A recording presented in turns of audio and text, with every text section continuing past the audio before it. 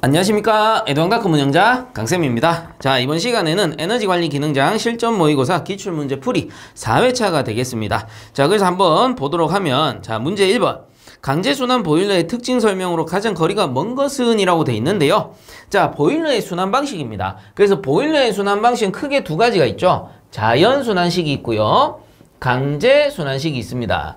자, 이때 두 가지의 차이점은 뭐였어요? 두 가지의 차이점은 자연순환식 같은 경우는 펌프가 어때? 펌프가 없다라는 겁니다. 그리고 강제순환식은 펌프가 존재한다 라는 거죠. 요 두 가지가 큰 차이점이 되는 겁니다.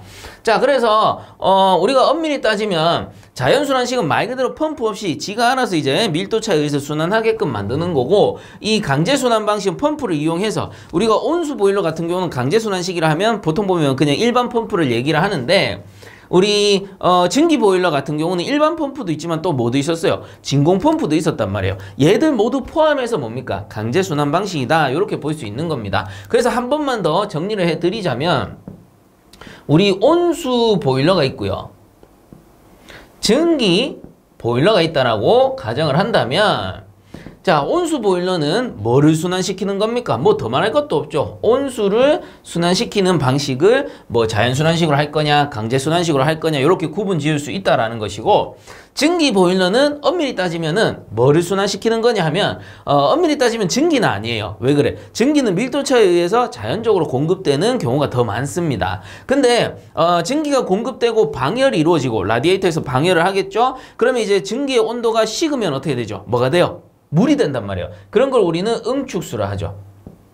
그래서 증기 보일러에서는 엄밀히 따지면 증기가 아닌 응축수를 순환시키는 방법을 자연순환식으로 하느냐 아니면 강제순환식으로 하느냐, 요거를 구분하게 된다라는 겁니다. 그래서 통상 증기 보일러에서는 응축수 환수 방법이라고 많이 나오죠. 그래서 응축수 환수 방법에는 중진기라는 게 있었습니다. 중력 환수식, 진공 환수식, 기계 환수식, 요런 것들이 있었다라는 거죠. 거기에서 중력 환수식은 자연순환식이 될 거고, 진공 환수식이나 뭐 기계 환수식은 당연히 강제순환 방식에 속하게 될 겁니다. 뭐 어쨌든 이런 것들을 이제 포괄적으로 나눴을 때 보일러의 순환 방식은 크게 두 가지입니다. 자연적으로 순환을 시킬 거냐, 강제적으로 순환을 시킬 거냐, 이렇게 두 가지로 나눌 수 있는데, 두 가지를 비교하는 건 아주 쉬워요. 그냥 상식적으로 생각하시면 됩니다. 순환 방식을 펌프를 이용해서 강제로 순환시키면 더 어때? 효율이 더 좋아질 수밖에 없죠. 강제적으로 우리가 막 돌려버리니까. 근데 자연순환식은 어때요? 구배라든가 밀도 차에 의해서, 아니면 혹은 외부의 온도 차에 의해서 순환율이 바뀔 수가 있다라는 거죠.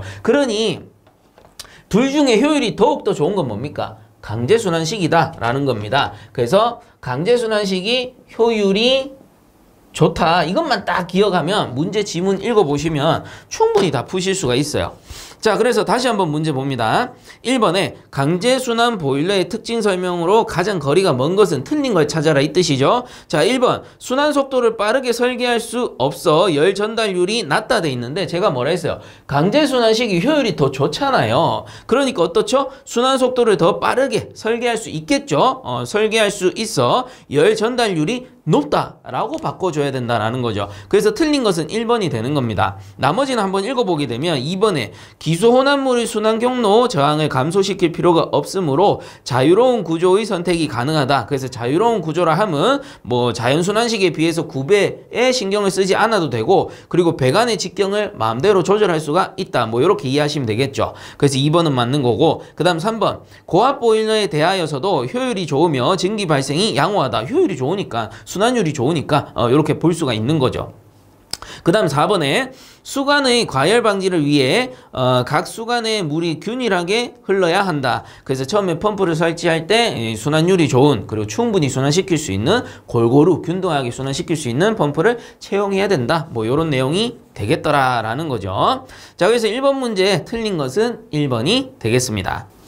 자, 그 다음 2번 문제. 전열 면적 50제곱미터, 증기 발생량 3000kg/h, 사용 압력 0.7MPa인 보일러의 전열면 증발률은 몇 kg/m 자승 hour인가, 이렇게 돼 있네요. 자, 그래서 전열면 증발률 이거 공식 꽤나 자주 출제가 되고 있죠. 그래서 우리가 BE1을 전열면 증발률이라 한다면 공식이 HA 분의 G로 나타낼 수가 있었습니다. 자, 여기에서 G라는 게 실제 증발량이었고요. 그 다음에 HA라는 게 전열 면적이었습니다. 자, 그리고 단위를 써본다면 실제 증발량은 kg/h였죠. 시간당 발생 증발량이 되겠네요. 그 다음에 전열 면적이니까 제곱미터가 될 겁니다. 그럼 두 개를 이렇게 나눠본다면 결국은 이게 뭐였죠? 전열면 증발률이라고 해서 단위는 kg/m/가 된다라는 겁니다. 요 두 개의 단위를 조합한 거죠. 자, 그래서 그대로 넣어줍니다. 문제에서 전열 면적을 50제곱미터라고 했어요. 그럼 전열 면적이 50제곱미터인 거고, 분해, 증기 발생량, 요게 실제 증발량이 되겠죠. 3000 kg/h가 된다라는 겁니다. 그래서 이렇게 구해보게 되면 답은 요게 60이 나올 겁니다. 60kg/m자승h가 나오게 되겠고요. 자, 이렇게 풀어주시면 되는데, 혹시나 해서 드리는 말씀인데, 만약에 시험장에 갔어요. 시험장에 갔는데 갑자기 이 공식이 떠오르지가 않는 거예요. 그래서 전열면 증발률 어디서 많이 들었는데 HA분의 G라고 해서 이게 떠오르지가 않는 거야. 그럼 어떻게 하느냐 하면은 그냥 단위를 보고 푸셔도 되는 겁니다. 자, 어떤 식으로 합니까? 자, 문제에 보면 전열면 증발률을 kg/m자승h라고 이미 줬어요. 그리고 조건에 보면은, 조건에 어떻게 줬냐 하면 50제곱미터를 하나 줬고요.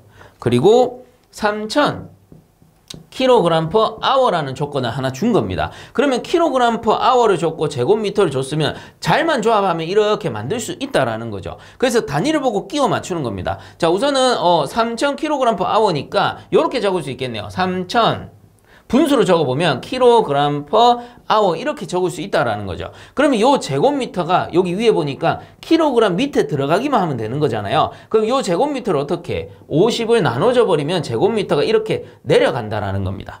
그래서 요런 식으로 구하셔도 돼요. 그냥 단위 끼워 맞추기. 요렇게 풀어도 어때? 똑같은 공식이 나온다라는 거죠. 그래서 kg/h 제곱미터 또는 kg/m자승h 이렇게 읽어볼 수가 있더라라는 겁니다.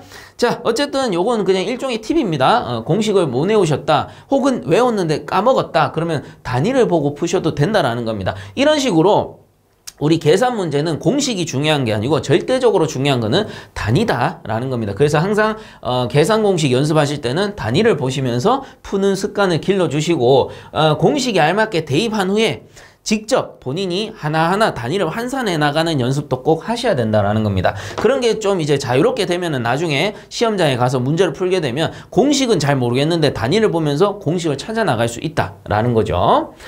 자, 어쨌든 이번 문제는 이렇게 풀도록 하고, 참고적으로 이게 실제 증발량 같으면은 전열면 증발률이 되는 거고, 만약에 이게 상당 증발량 또는 환산 증발량으로 주면 전열면 환산 증발률 또는 전열면 상당 증발률이 될 수도 있다라는 겁니다. 자, 그래서 20번 문제의 답은 60kg/m자승h라 해서 4번이 되겠습니다. 자, 그 다음 3번 문제 보겠습니다. 일반적으로 보일러의 열 손실 중 최대인 것은 이렇게 물어봤네요. 자, 그래서 우선 답부터 알려드리면 1번입니다. 배기가스에 의한 열 손실이라고 해서 요 녀석이 가장 비율이 크다라고 보시면 되는데, 자, 요거를 조금 정리를 해드리면 그 해설에 보시면 나오는데 열정산 출혈 항목이라는 게 있어요. 그래서 출혈 항목이 뭐 있습니까? 불, 발, 방, 배, 미라는 게 있었죠. 요게 암기법이었는데, 자, 요것들이 다 뭐였어요? 불이라는 거는 불완전 연소를 이야기하는 겁니다. 그래서 불완전 연소에 의한 손실을 얘기하고, 요 발이라는 거는 발생 증기 보유열. 그래서 이 발생 증기 보유열은 보일러에서 발생한 증기가 가지고 있는 열이기 때문에 이거는 뭐예요? 유효열입니다. 유효열.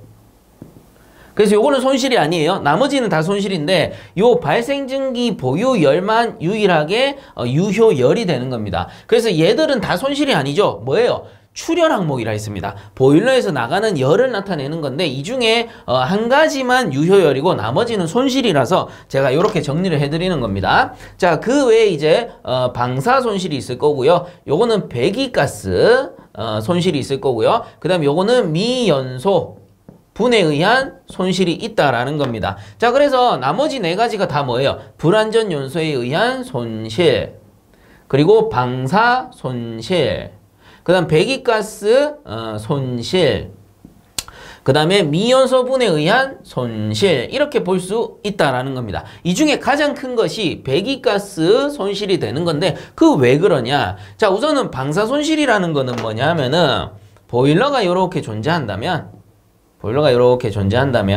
우리가 물을 채워가지고 물을 끓이면 이 증기가 발생하면 실내로 이렇게 보내게 될 겁니다. 이때 보내어주는 증기가 발생 증기 보유열이 되겠죠. 이게 이제 실내 방열기 쪽으로 가서 사용을 하니까 유효열이 되고 손실은 아닙니다. 자, 이때 요 방사 손실이라는 것은 동체 외부로 빠져나가는 방사 손실, 말 그대로 복사열 빠져나가는 열이죠. 또는 이제 요 증기 배관에서 밖으로 이렇게 빠져나가는 열도 있을 수 있습니다. 자, 그런 것들을 전부 방사 손실이라 해요. 열이 외부로 이렇게 방사되어 빠져나간다. 그래서 요런 손실이 있을 수 있겠고, 그 다음에 불완전 연소에 의한 손실과 미연소분에 의한 손실이 있는데, 자, 우선은 불완전 연소분은 버너가 이렇게 해서 우리가 연소를 하게 될 겁니다. 그러면 연료를 100을 넣었을 때 100이 다 타면 우리가 완전 연소를 하겠죠. 근데 80은 타고, 자, 80은 타고 20은 못 탔어요. 20은 불완전 연소되었다라고 봅시다. 그러면 실제로 우리가 완전 연소했을 때 열이 100이 발생했을 텐데 우리가 불완전 연소가 20% 발생하니까 우리가 효율을 80%밖에 보지 못했다. 이렇게 판단할 수가 있겠죠. 자, 이때 요 20을 불완전 연소 에 의한 손실이라고 볼 수 있다라는 겁니다. 그래서 완전 연소하면은 열이 100이 발생할 걸 한 20% 정도가 불완전 연소했기 때문에 요거는 이제 효율 80%밖에 보지 못했다 이렇게 판단하시면 된다라는 겁니다. 자, 그리고 불완전 연소가 생기는 가장 큰 이유는 대부분 보면 공기량이 맞지 않을 때, 그래서 공기량이 좀 부족하면은 완전 연소하지 못하고 검댕이 같은 것들이 발생할 수 있다라는 겁니다. 자, 그리고 이어서 미연소분까지 같이 한번 알아봅시다. 비슷한 내용이 될 수가 있기 때문에 헷갈려들 하세요. 그래서 미연소분도 똑같아요. 미연소분은 이렇게 해석하시면 되는 겁니다. 똑같이 연료 100을 넣었는데 이번에는 똑같이 80은 탔어요. 80은 완전 연소하고 20은 미연분으로 남은 거야. 미연분으로. 자, 그러면 이 내용은 거의 똑같은 것 같죠? 그래서 쌤 이거나 같은 거 아닙니까? 자, 근데 내용을 좀 들어보시면 조금 차이는 있습니다. 자, 뭐냐면은 연료를 100을 넣었는데 80이란 연료는 탔어요. 완전히 연소했는데 20이란 연료는 아예 연소를 못한 거야. 그래서 미연분입니다. 자, 위에 건 뭐예요? 불완전 연소는 되긴 됐는데 공기량이 안 맞아서 불완전하게 탔다라는 겁니다. 요 차이점이 있다라는 거죠. 그래서 두 가지를 크게 구분 짓기 위해서는 불완전 연소하게 되면 결과물이 검댕이가 나오고요.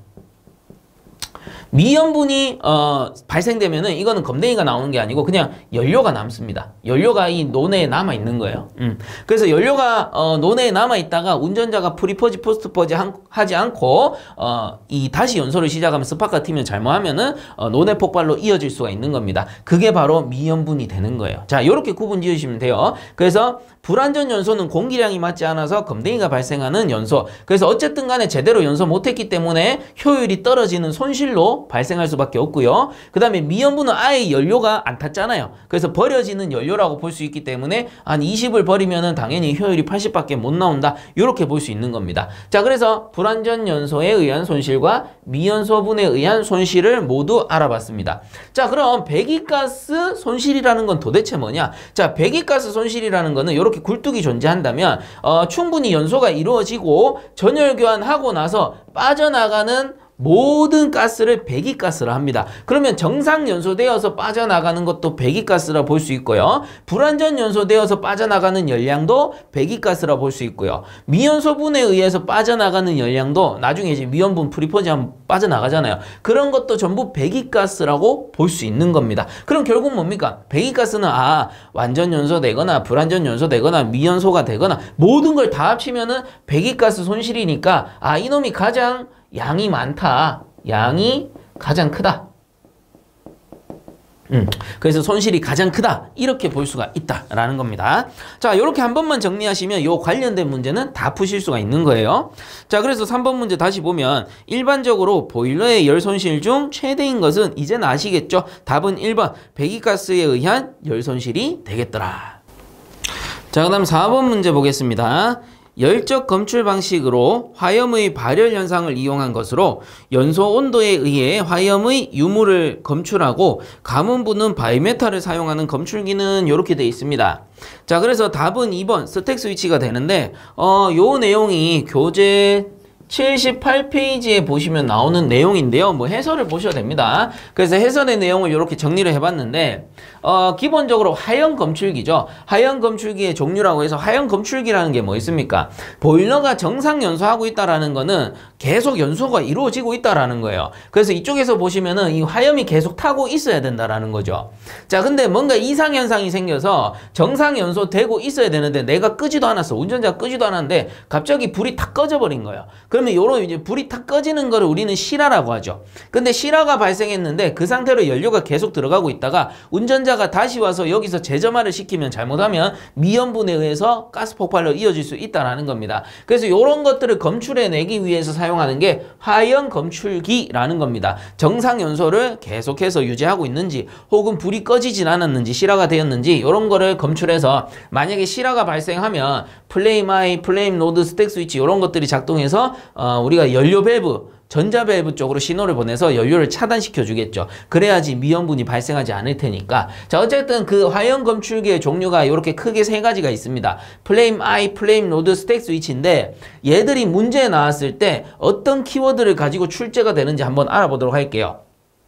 자, 플레임 아이라는 거는 영어 아이, 눈입니다. 눈. 그래서 눈으로 본다라는 뜻이에요. 눈으로 이 연소되는 화염을 직접 보는 겁니다. 그렇기 때문에 화염을 직접 보면 뭐예요? 화염의 빛이 이렇게 눈으로 들어오겠죠. 우리는 빛을 보는 거니까. 자, 그래서 읽어보시면 화염의 발광 현상, 빛광자죠. 그래서 화염의 발광, 요걸 뭐 광학적 성질이라고 하는데 화염의 발광, 광자, 빛광자가 들어간다면 무조건 플레임 아이입니다. 그래서 화염의 발광 현상을 이용한 것, 그러면 플레임 아이.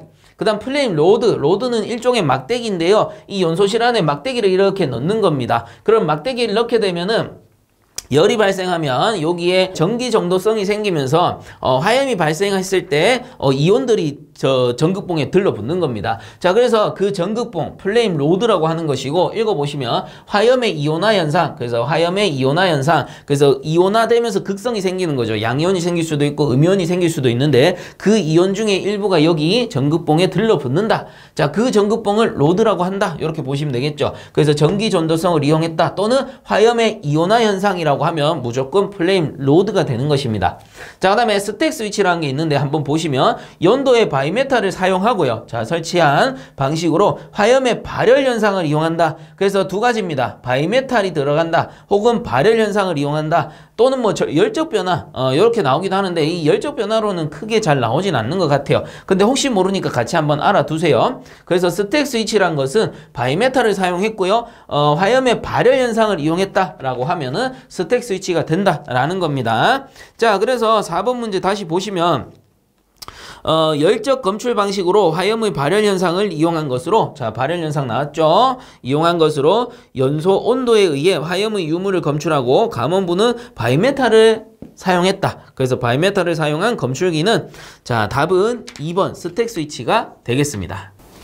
자, 그 다음 5번 문제 보겠습니다. 증기 보일러에서 증기 압력 초과를 방지하기 위해 설치하는 밸브는 당연히 안전 밸브가 되겠죠. 그래서 우리가 보일러가 이렇게 있을 때, 보일러라는 거는 결국은 연소실을 설치해서 이 연소를 해가지고 내부에 있는 급수를 데우는 거죠. 내부에 있는 이렇게 급수를 데웁니다. 그러면 급수가 끓어서 발생하는 증기를 실내에 있는 방열기 쪽으로 보내어서 난방을 하게 되는데, 이 보일러라는 거는 엄밀히 따지면은 밀폐된 용기란 말이죠. 자, 그래서 내부에 뭔가 이상이 생긴 거예요. 내부에 우리가 분출 작업을 잘못했다든가 동체가 파열되어서 수위가 순간적으로 확 떨어져 버리게 되면, 자, 이렇게 수위가 확 떨어져 버리게 되면 어떻게 되냐면 수위가 떨어진 만큼 이 증기가 들어차게 될 겁니다. 근데 이 운전자가 이 수위가 떨어진 거를 제대로 감시하지 못했어요. 그러면 연소는 계속해서 이루어지겠죠. 그럼 내부의 온도가 계속 올라갈 것이고 밀폐된 용기니까 온도가 올라가는 만큼 압력도 증가하게 될 겁니다. 기체가 팽창할 테니까요. 그러다 보면 이 동체가 못 버티는 한계점이 오겠죠. 그러면 동체가 결국은 못 버텨서 빵 터져버리면 결국은 폭발사고로 이어지는 겁니다. 그래서 저수위시 제일 위험하다라고 하는 게 저수위 이후에는 폭발 사고로 이어질 수 있기 때문에 이런 걸 방지하기 위해서 안전 밸브라는 걸 설치하는 거예요. 그래서 설정 압력 이상을 초과하게 되면 안전 밸브가 탁 열려주면서 내부에 있는 증기를 바깥으로 다 빼버리죠. 다 빼버림으로써 내부의 압력을 순간적으로 확 떨어뜨리는 겁니다. 자, 이때 안전 밸브의 종류가 많기는 한데 가장 많이 쓰는 게 스프링식이고, 스프링식을 예를 들어서 말씀을 드리자면 이 안전 밸브가 한번 작동하게 되면 그 상태로 재사용은 불가능합니다. 왜 그래요? 내부에 있는 스프링의 장력이 훼손돼 버리기 때문에 안전 밸브를 새로 교체한다거나 아니면 전문가가 와서 장력을 새로 조정을 해줘야 되는 겁니다. 그렇기 때문에 대부분의 안전 밸브는 한번 사용하고 나면 재사용은 어렵다라는 게 문제에서 나오기도 한다라는 거죠. 자, 어쨌든 5번 문제로 돌아가서 증기 보일러에서 증기 압력 초과를 방지하기 위해 설치하는 밸브는 답은 4번 안전 밸브가 되겠습니다. 자, 그다음 6번 문제 보겠습니다. 보일러의 자동 제어에서 증기 압력 제어는 어떤 양을 조작하는가 이렇게 나오는데, 뭐 요거 그냥 해설 보시고 풀으셔도 되고 외우고 넘어가셔도 상관은 없는데 한 번 정도 이해를 시켜드리고 제가 넘어가도록 하겠습니다. 그래서 요 내용이 해설에 나오는 내용이니까 참고를 해주시면 되는데, 자, 우선은 보일러 자동 제어입니다. 보일러 자동 제어는 오토 보일러 컨트롤이라고 해서 줄여서는 ABC라고 하고요. 이 자동 제어, 보일러 자동 제어에 속하는 게 크게 세 가지가 있다라는 겁니다.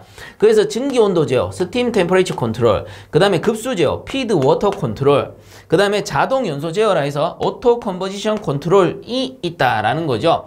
자, 이때 각각의 제어량과 조작량이 있어요. 무엇을 제어하는가, 그리고 이것을 제어하기 위해 무엇을 조작하는가, 이렇게 이해를 하시면 되는데, 우선 첫 번째 증기 온도 제어, 스팀 템퍼레이처 컨트롤 같은 경우는 제어량이 증기의 온도입니다. 자, 증기의 온도. 그러면 증기 온도를 제어하기 위해서는 무엇을 조작하는가? 자, 조작량은 전열량이 된다라는 거죠. 그래서 단순히 생각하셔도 돼요. 이쪽에 이제 보일러 그림이 있는데, 증기 온도라는 거는 결국 여기에 발생한 증기의 온도를 이야기할 겁니다. 증기 온도. 그럼 이 증기 온도를 좀 더 많이 올리고 싶어요. 그럼 어떻게 하면 되냐면 전열량을 늘리면 된다라는 건데, 엄밀히 따지면 요거 이제 노통 보일러 그림이니까 이 노통 보일러에서 전열량을 극단적으로 높이는 방법은 사실상 존재하지는 않습니다. 그래서 노통 보일러는 엄밀히 따지면 이렇게 보면 되죠. 이 노통의 표면이 결국은 전열면이잖아요. 이 전열면이 결국 전열량이 되는 거니까 이 전열면을 크게 늘리지 않는 한은 전열량을 조작하기가 힘들다라는 거예요. 근데 이 노통 보일러가 아니고 만약에 우리가 노통 연관 보일러라고 가정을 합시다. 노통 연관 보일러 같은 경우에는 이렇게 있으면 노통 있고 연관이 이런 식으로 설치가 될 겁니다. 많이 그리지 않을게요. 자, 이렇게 버너가 있고 연소를 하게 되면 연소 가스가 발생되어서 이렇게 순환을 할 건데, 순환하다가 이쪽은 들어가는 거 이쪽은 나오는 거라고 하면 가스가 이렇게 들어갔다 이렇게 나오면서 우리 노통에서도 한번 데우고 연관에서도 한번 더 데우는 방식이 되는 거죠. 자, 이때 만약에 이 보일러를 운영하면서 이 부하가 좀 줄었다라고 칩시다. 그럼 부하가 줄면은 이 연관하고 노통까지 다 태울 필요가 없는 거예요. 그럴 때 어떻게 하냐면 여기 어떤 장치를 써서 뭐 댐퍼를 설치할 수도 있고 밸브를 설치할 수도 있는데, 이 연관 쪽으로 연소 가스가 들어가는 거를 차단시켜 버리는 거예요. 그럼 어떻게 돼? 기존의 전열면이라 하면 이 노통도 전열면이었고 연관도 전부 전열면이었습니다. 연소 가스가 흘러갈 때는 이게 전부 전열면이었는데 요걸 잠궈 버리면 노통만 전열면이 되는 거죠. 그럼 어떻게 돼요? 전열량이 순간적으로 줄어드네. 그러면 증기 온도가 좀 다운될 수 있겠구나. 이렇게 볼 수 있는 겁니다. 그리고 다시 부하가 올라가면 그때 다시 요거를 열어주는 거죠. 그러면 거기 부하에 알맞게 전열량이 늘어나고 증기 온도를 올리는 효과가 있다라는 겁니다. 자, 이런 식으로 제어를 할 수가 있는 거예요. 그래서 보일러의 종류에 따라서 그 방식은 다양하게 적용이 될 수 있겠고요. 이런 것들을 이제 증기 온도 제어, 스팀 템퍼레이처 컨트롤이라고 보시면 된다라는 겁니다.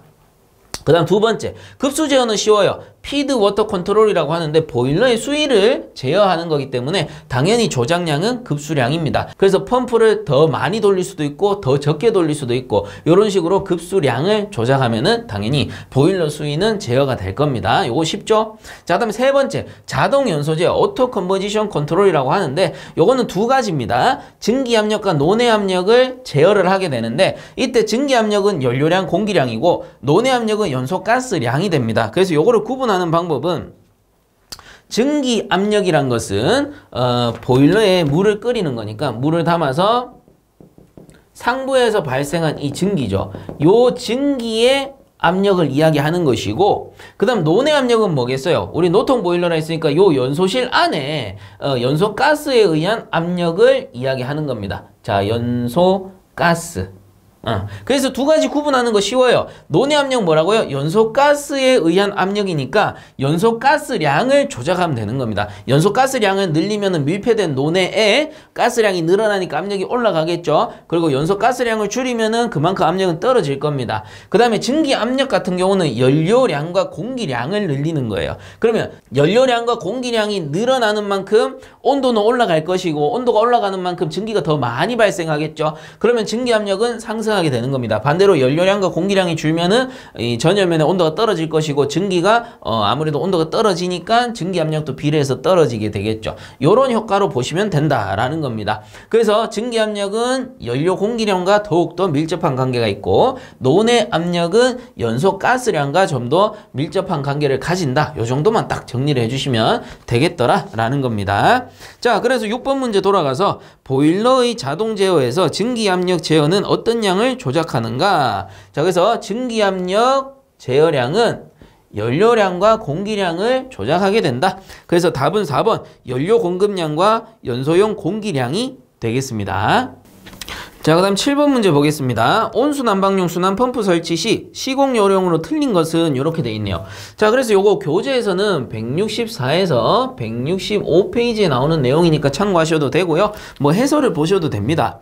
자, 그래서 다시 한번 보면 시공 요령으로 틀린 것은 이라고 물어봤네요. 자, 1번 순환 펌프의 모터 부분은 수평으로 설치해야 한다. 요거는 맞는 거고요. 그 다음 2번에 순환 펌프 양측은 보수 정비를 위해 밸브를 설치한다. 요것도 맞아요. 그래서 우리 순환 펌프라 하면 보통 보면은 2회로식으로 많이 씁니다. 그래서 메인 회로, 그다음 보조 회로 이렇게 2개 이상으로 설치하는데, 요거를 우리가 흔히 바이패스 회로라 부르죠. 그래서 바이패스 회로를 설치하고 펌프 양단에 밸브를 설치함으로써 만약에 메인 펌프가 고장났다. 그러면 우회시키면서 메인 펌프 양단에 밸브를 잠궈서 요거를 교체한다거나 수리를 하게 되는 겁니다. 자, 그렇기 때문에 순환 펌프 양측에 보수 정비를 위한 밸브를 설치해야 한다. 맞는 거고요. 자, 다음 3번 순환 펌프는 보일러 동체 연도 등에 의한 방열에 의해 영향을 받을 우려가 없는 곳에 설치해야 한다. 요것도 당연한 말인 게 우리 온수 난방용 순환 펌프란 말이에요. 그럼 순환 펌프나 배관 내부에 온수가 흘러가야 되는데 보일러 동체나 연도에 발생하는 열이 영향을 줘버리게 되면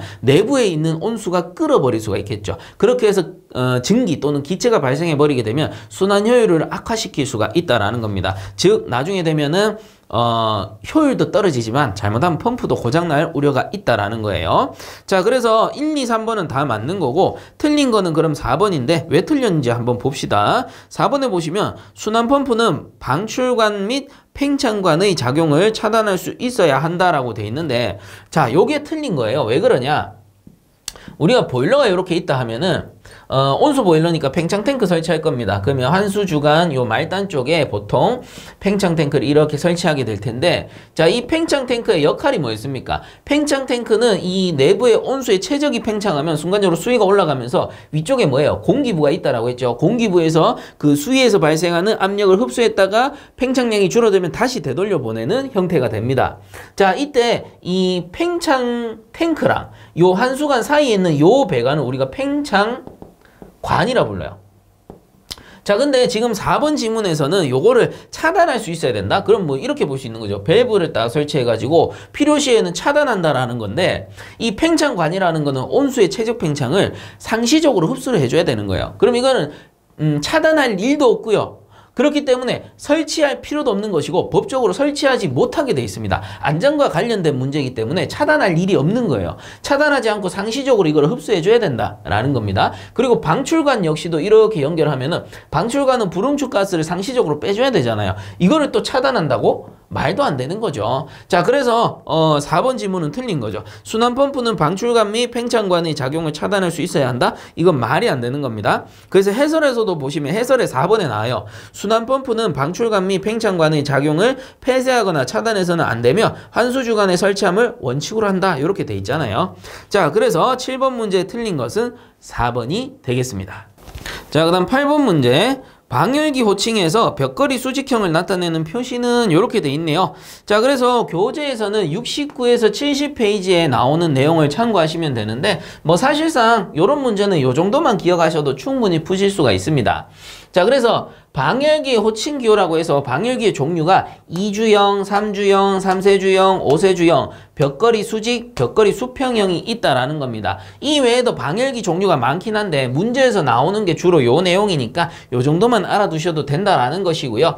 간혹 보면 방열기의 종류를 묻는 문제가 있는데 자, 잘 보세요. 2주형, 3주형, 3세주형, 5세주형은 있습니다. 근데 간혹 틀린 오답으로 2주형은 있는데 2세주형 이렇게 나온단 말이에요. 2세주형은 없는 거예요.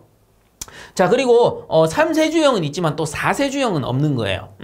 자, 그래서 요 종류가 아닌 것이 나오면 그거는 틀린 답이다. 이렇게 보시면 된다라는 거죠. 자, 그래서 얘들의 각 호칭 기호를 살펴보게 되면 자, 2주형과 3주형, 그래서 주입니다. 주, 2주, 3주. 그럼 나머지 3세, 5세, 3세주, 5세주 이렇게 보시면 되는 거죠. 그래서 주형 방열기는 이거 뭐예요? 로마 문자입니다. 로마 문자.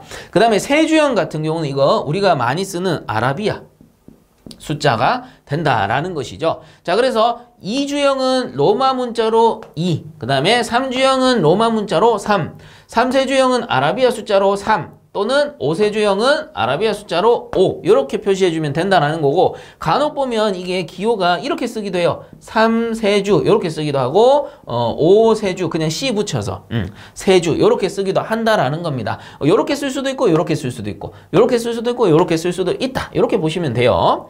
자, 그 다음에 벽걸이 수직, 벽걸이 수평인데 벽걸이기 때문에 W, 월입니다. 벽. 그 다음에 수직은 버티컬, V. 그 다음에 벽걸이기 때문에 월, 수평이기 때문에 H는 호리젠탈이 되겠죠. 월, 버티컬, 월, 호리젠탈 요렇게 된다. 요렇게 참고적으로 보시면 돼요. 자, 그래서 문제로 돌아가 보면 8번 방열기 호칭에서 벽걸이 수직형을 나타내는 표시기호는 자, 벽걸이 수직형이라고 했기 때문에 WV, 월, 버티컬이 되겠네요. 자, 그래서 답은 2번이 되겠습니다. 자, 그 다음 9번 문제. 일반적인 연소에 있어서 이론 공기량 AO, 실제 공기량 A, 공기비 M이라고 할 때 공기비를 구하는 식은이라고 되어 있습니다. 자, 그래서 요 공기비에 관한 내용은 115페이지에 나오는 내용도 있으니까 참고하시면 되고요. 이 공기비를 조금 이해를 해보자면 우리가 보일러가 이렇게 있을 때 보일러에서 연소실, 노통 보일러를 한다면 연소실에서 이렇게 연소를 해야 되겠죠. 이때 필요한 연료량이 예를 드는 겁니다. 100이다 라고 하면은 이 100이라는 연료를 연소시키기 위해서 정말 단순 비교합니다. 이해를 돕기 위해서 이론 공기가 한 100 정도 들어갈 줄 알았어요. 그러면 이제 연료가 100이니까 100 공기를 넣어주면 두 개가 완전 연소할 줄 알았는데 실제로는 어떻게 되더냐? 실제로는 실제 공기는 100이 아니고 120을 넣어야지만 완전 연소하더라라는 겁니다. 100이라는 공기량이 좀 적더라라는 거죠. 요거를 공식화해 본다면 실제 공기는 이론 공기 더하기 과잉 공기량이 된다라는 거예요. 전부 량입니다. 전부 량이에요. 그래서 실제 공기량은 이론 공기량 더하기 과잉 공기량을 하게 되면 나오더라라는 건데 요거를 위에 조건을 그대로 넣어보면은 이론 공기가 100이었고요. 실제 공기가 120이라는 거는 과잉 공기량이 20이란 소리와 같은 거죠. 자, 이렇게 나타낼 수 있는 겁니다. 이때 과잉 공기량을 비율로 나타낸 게 결국은 공기비가 되는 거예요. 공기비. 그러면 요거를 제가 공기비로 한번 바꿔보면 이렇게 바꿨을 수 있죠. 120은 100에다가 비율이니까 곱하기 1.2를 하게 되면은 120이 나옵니다. 그래서 요 1.2가 결국은 공기비가 되는 거예요. 자, 그럼 이 공기비 M이고 지금 조건에서 이론 공기량을 A0라고 했고요. 그 다음에 실제 공기량을 A라고 했으니까 자, 공식으로 쓰면 이렇게 나타낼 수 있는 겁니다. 그럼 공기비를 구하는 공식은 어떻게 돼요?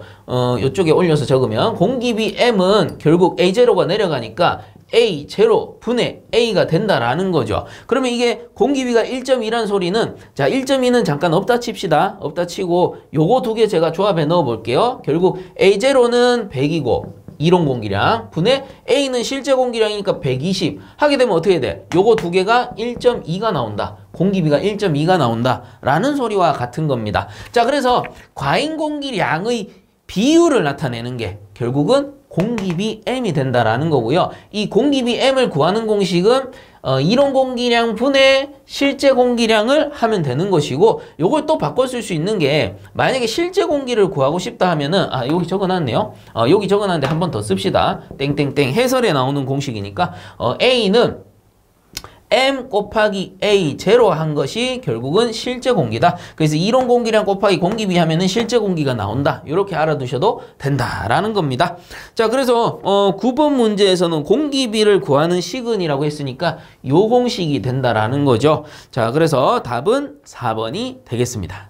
자, 그다음 10번 보겠습니다. 보일러 설치 시 만족시켜야 하는 조건으로 틀린 것은 이렇게 돼 있는데요. 한번 보게 되면 1번 보일러의 사용 압력은 특별한 경우에 최고 사용 압력을 초과할 수 있도록 설치해도 된다라고 돼 있는데 좀 위험하지 않을까요? 이런 말입니다. 만약에 제가 설치해 놓은 보일러가 있어요. 그 보일러의 최고 사용 압력이라는 게 있어요.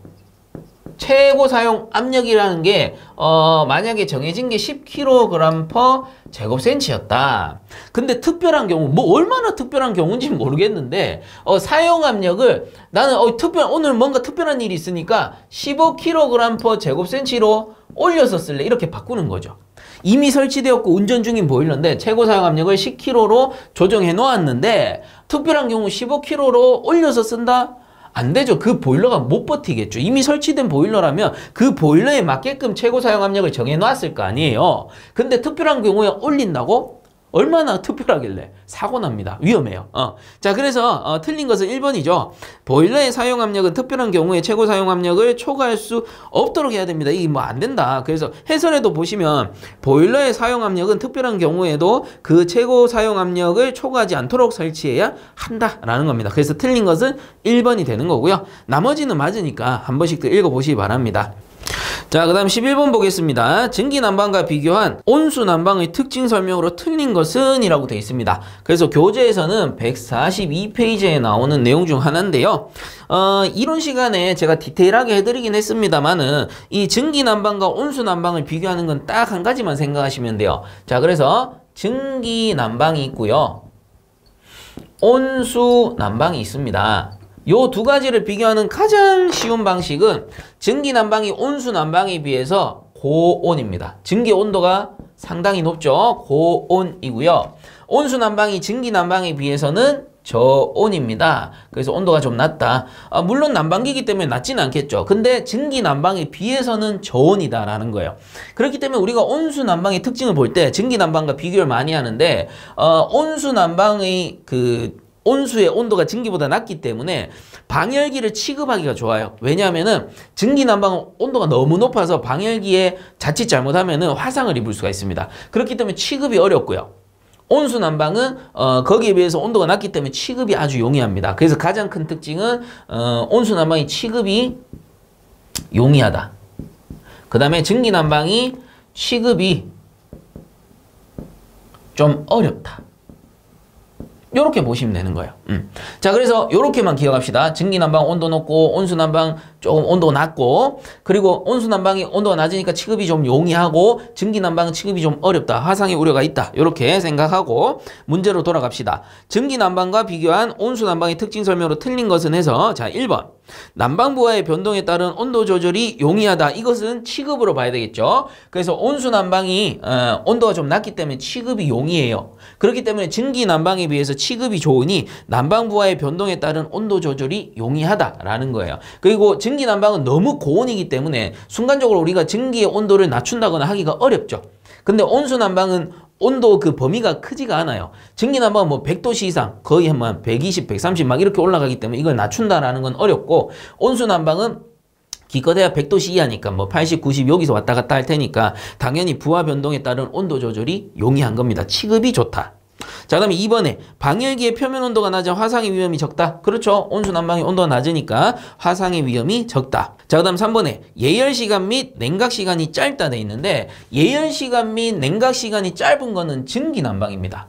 그래서 증기 난방은 순간적으로 고온 고압으로 가열하기 때문에 예열이 짧아요. 예열 시간이 짧다. 그리고 온수 난방은 이 증기 난방에 비해서는 저압 보일러를 쓴단 말이에요. 저압 버너를 쓰기 때문에 예열 시간이 길다.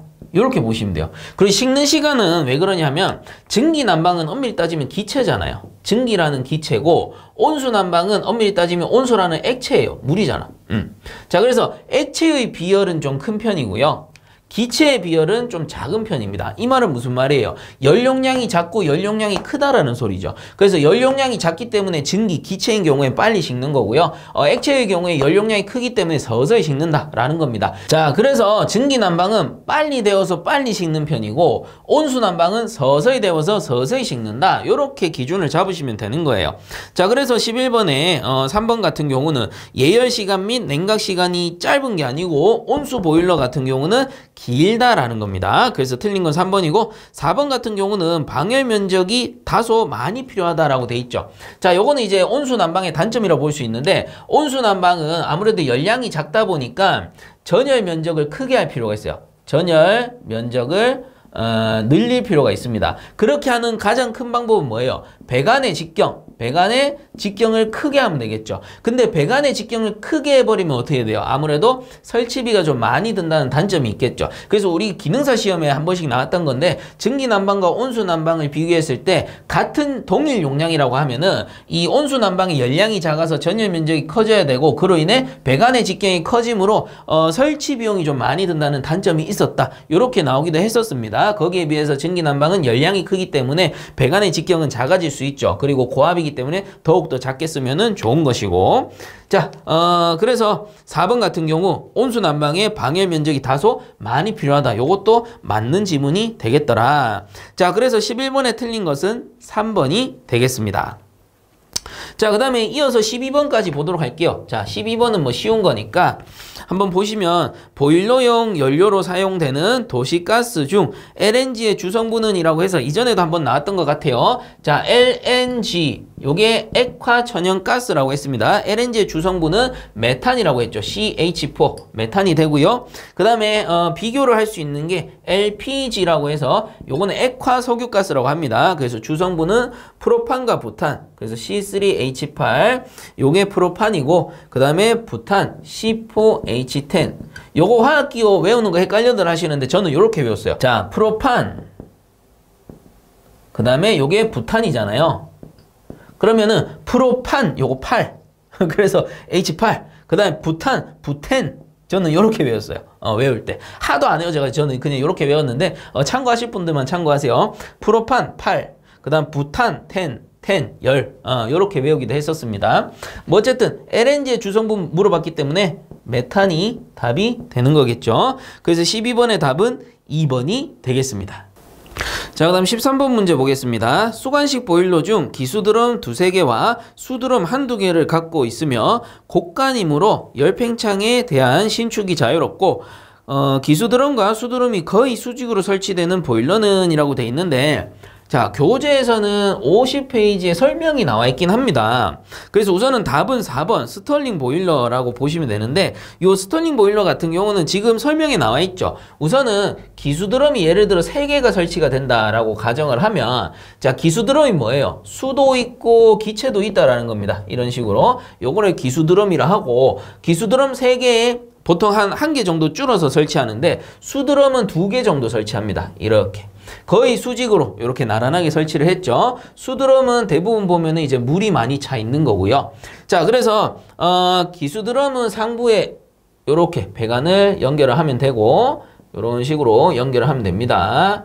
그 다음에 아래쪽에 수드럼 쪽에 연결할 때는 배관을 살짝 꺾어요. 이런 식으로. 뭐 물론 위쪽에서도 꺾었습니다만은 이렇게 꺾어서 연결하고 여기도 마찬가지 꺾어서 이렇게 연결을 합니다. 이렇게 연결하고 여기도 이런 식으로. 그 다음에 이렇게. 자, 이렇게 기수드럼과 수드럼 사이의 배관들을 연결했는데 대부분 보면 곡관으로 연결을 해뒀고 요런 보일러를 우리가 수관 보일러라 했습니다. 그럼 이거를 케이싱을 하는 거죠. 이렇게 케이싱을 하면 됩니다. 이런 식으로 케이싱을 하게 되고요. 자, 굴뚝 뭐 한쪽에 만들어 줄까요? 이쪽에다 굴뚝을 이렇게 제가 만들어 주겠습니다. 자, 그럼 요 스털링 보일러 같은 경우에는 이렇게 해가지고 연소실이 아래쪽에서 데워요. 보통 보면 여기서 이렇게 화염을 쫙 떼가지고 연소가스를 발생시키는데 이 연소가스는 이런 식으로 해서 이렇게 지나갑니다. 그럼 어때요? 요 수드럼과 수관을 순간적으로 확 데울 수가 있겠죠. 그래서 아래쪽에 있는 게 다시 한번 말하지만 수드럼이고 위쪽에 있는 게 기체와 수가 같이 있다. 기수 드럼이라고 합니다. 그럼 순간적으로 안쪽에서 확 데워버리니까 위쪽에 이렇게 증기가 모이게 될 겁니다. 그러면은 증기를 한쪽에서 이렇게 인출해서 난방기, 우리 방열기 쪽으로 보내게 되는 형식이 됩니다. 그래서 구조를 보니까 이 설명이 확 와닿죠. 그래서 이 연소 라인은 한 라인이지만 이 관군들 어때요? 하나, 둘, 셋, 넷, 4개 통으로 나눠서 한 번에 데울 수 있는 거잖아요. 그래서 효율이 꽤나 괜찮은 보일러다. 근데 이게 좀 옛날 보일러라서 지금 나오는 뭐 수관식 보일러나 이런 거에 비해서는 그렇게 좋은 건 아닙니다. 그래서 효율을 최대한 극단화하기 위해서 이렇게 만들어 놓은 것 뿐입니다. 자, 그래서 13번 문제 다시 한번 읽어보면 수관식 보일러 중 기수드럼이 2~3개와 수드럼이 1~2개를 갖고 있으며 곡관이므로 열팽창에 대한 신축이 자유롭고 이렇게 곡관 형태로 꺾어서 설치한다는 거예요. 열팽창의 신축이 자유로워요. 그리고 기수드럼과 수드럼은 거의 수직으로 이렇게 얘랑 수직, 얘랑 수직 뭐 이렇게 보시면 되는 거예요. 이런 식으로 설치를 하는 보일러다. 자, 그래서 13번의 답은 4번 스터링 보일러가 되겠습니다. 자, 그 다음 14번 보겠습니다. 수면계 중 한 개를 다른 종류의 수면 측정 장치로 할 수 있는 경우는 이렇게 물어봤네요. 그래서 교재에서는 86페이지에 나오는 내용이긴 한데요.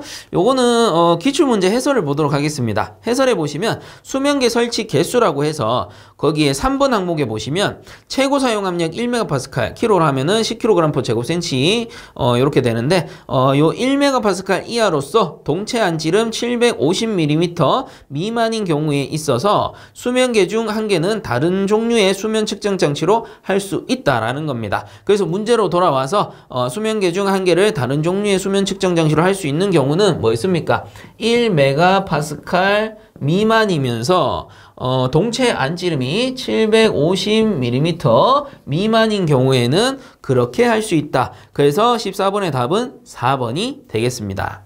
자, 그 다음에 15번도 이어서 한번 볼까요? 15번에 보시면 보일러 집진기 중 함진가스에 선의 운동을 주어 분진 입자에 작용하는 원심력에 의하여 입자를 분리하는 집진 방법은 해서 원심력이라는 말이 들어가면 사이클론입니다. 자, 그래서 요 사이클론식 집진 장치 구조를 좀 그려드리면 요런 식으로 생겨가지고 아래쪽에 필터가 이렇게 설치된다라고 보시면 되고 이 가스가 이렇게 들어오고 나가는 통도 이렇게 있을 겁니다.